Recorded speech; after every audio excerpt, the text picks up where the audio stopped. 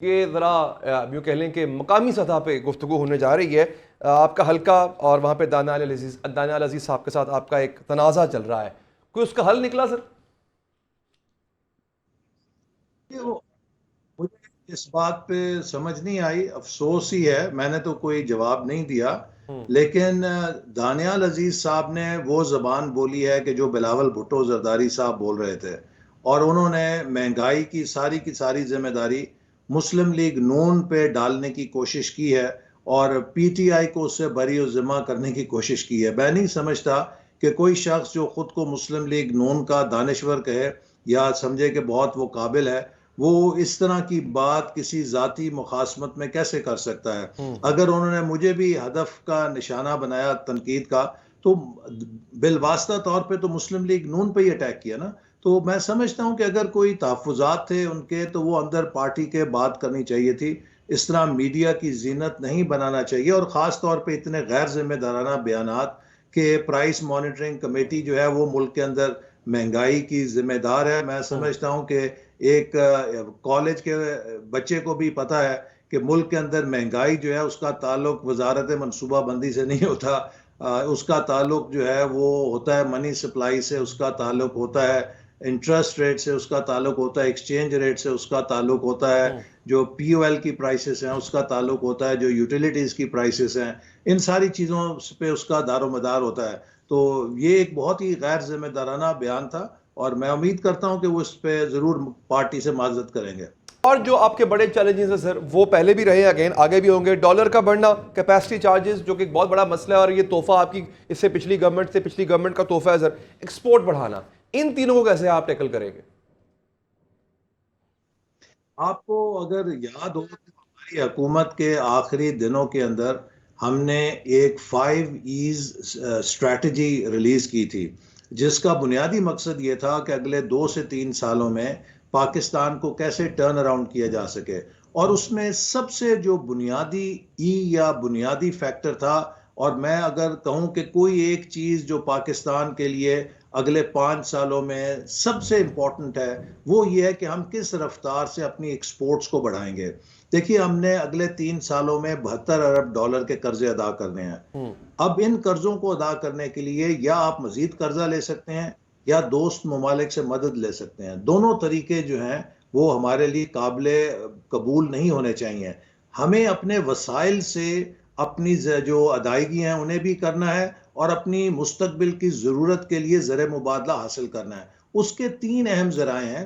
पहला ज़रिया यह है कि हम अपनी एक्सपोर्ट्स को फोकस करें, और ख़ास तौर पे पहले ही साल आते हुए हम $3 अरब 10% इंक्रीज लें फाजल। और ये आसानी से मुमकिन है कि अगर हम अपनी एक्सपोर्ट्स की जो वैल्यू चेन है उसमें से जो मुख्तलिफ बॉटल नेक्स हैं ख़त्म करें, तो जो शख्स $100 की एक्सपोर्ट करता है वो $110 भी बआसानी बढ़ा सकता है। सो अगर हम $3 अरब की एक्सपोर्ट को फौरी तौर पर बढ़ा लें, $3 अरब की इंपोर्ट सब्सटीट्यूशन कर लें, और ये भी हम्म। मुमकिन है। हम बहुत सारी ज़रूरी अजनास बिला ज़रूरत और बिला वजह इंपोर्ट करते हैं, जबकि हम उन्हें खुद प्रोड्यूस कर सकते हैं। इसी तरह कई सामान तायुश है जिसको हम कमी ला सकते हैं।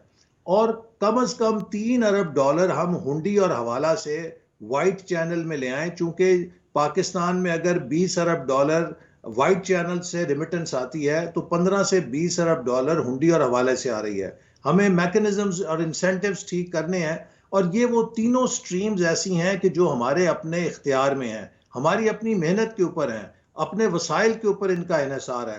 तो मैं समझता हूं कि जो मुस्तकिल और देरपा हल होगा वो बैरूनी इमदाद या बैरूनी कर्जों की बजाय हमें अपने इंजन को स्टार्ट करना है मईशत के। और टॉप ऑफ विच इज कि हम किस तरह से एक एक्सपोर्ट लेड ग्रोथ को अब फौरी तौर पे अपना तरक्की का हदफ बनाएं। हमने 75 सालों में इस चीज को इग्नोर किया है। अब हमारा मुस्तकबिल इस बात पर है कि हम अपने जो मौजूदा एक्सपोर्ट की सतह $30 अरब की है, इसको $100 अरब पे क्या 5 से 8 साल में ले जा सकते हैं, या 15 साल में लेके जाएंगे। हम्म। 15 साल तक अगर हमने इंतजार किया तो फिर हम शायद डूब जाएंगे। लेकिन अगर हम अगले 5-8 सालों में एक जंप लगा के, जस्ट लगा के अपनी एक्सपोर्ट्स तेजी के साथ बढ़ा सकें, तो मैं समझता हूं कि ये एक सबसे बाइख्तियार अंदाज है, बावकार अंदाज है, और अपने वसाइल के जरिए हम खुददार कौम के हैसियत से अपनी जिम्मेदारियों को, अपनी अदायगियों को पूरा करने की पोजीशन में आ सकते हैं।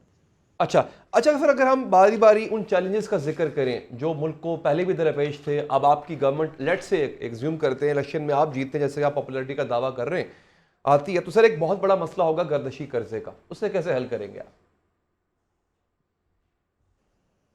जी देखिए, जो गर्दिशी कर्जा है इसको समझने के लिए ज़रूरी है कि ये पैदा क्यों होता है। इसकी बुनियादी जो मुहर्रक है वो ये है कि जो आपकी कॉस्ट ऑफ जनरेशन है और जो आपकी रिकवरी है उसमें फ़र्क होता है। और जब आपकी इसमें फ़र्क होता है, जो आपकी लागत है और जो आप रिकवर कर रहे हैं, तो जितना आप बिजली ज़्यादा पैदा करते हैं उतना वो गर्दिशी कर्जा बढ़ता चला जाता है।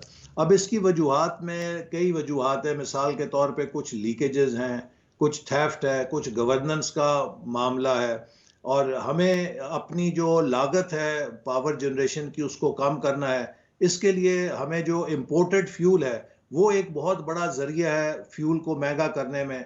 तो इसीलिए हुकूमत ने 10,000 मेगावाट सोलर एनर्जी का प्रोजेक्ट शुरू किया था कि हम सोलर की तरफ कन्वर्शन से अपनी जो ओवरऑल लागत है जनरेशन की उसको कम कर सकें। इसी तरह जो हमें रिफॉर्म्स की ज़रूरत है कि जो डिस्ट्रीब्यूशन है उसके अंदर एफिशिएंसी लाएं, फिर जो रिकवरीज हैं उसके अंदर जो थेफ्ट है या लीकेजेस है उसको ख़त्म करें।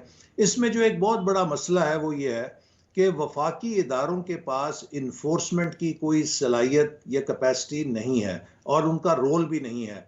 वो डिपेंडेंट होते हैं लॉ इन्फोर्समेंट के इदारों पर, या मिसाल के तौर पर सूबाई हुकूमत के ऊपर जिनके पास लॉ इन्फोर्समेंट के इख्तियारात हैं। एक इसका हल तो ये है मुमकिन कि जो इलेक्ट्रिसिटी की डिस्ट्रीब्यूशन है उसको सूबों के ज़िम्मे किया जाए, या जो डिस्ट्रीब्यूशन कंपनीज हैं वो सूबों की जिम्मेदारी हो, ताकि सूबाई हुकूमतों के पास इन्फोर्समेंट है, पुलिस है, रेवेन्यू स्टाफ है, वो रिकवरीज कर सकते हैं और वो वफाक से बिजली खरीदें। जो सूबा अपने लोगों को मुफ्त बिजली देना चाहता है या सस्ती देना चाहता है वो उसमें सब्सिडी कर दे। ये किसका हल है। लेकिन वफाक के पास अमलन ये सलाहियत नहीं है कि वो बिजली पैदा करके जब तकसीम करता है तो वो उसकी रोकथाम कर सके जो चोरी है, चूंकि उसके पास इन्फोर्समेंट का मैकेनिज्म सूबों की सतह पर नहीं होता। दूसरा इसका हल ये है कि डिस्कोस को प्राइवेटाइज किया जाए ताकि उसके अंदर एफिशिएंसी आ सके। तो ये सारी रिफॉर्म्स हमारे पेश नज़र है और इंशाअल्लाह ताला हम इनको बरूए कार लाएंगे। लेकिन मैं ये बात ज़रूर आपको रिकॉर्ड पे लाना चाहूँगा कि जी।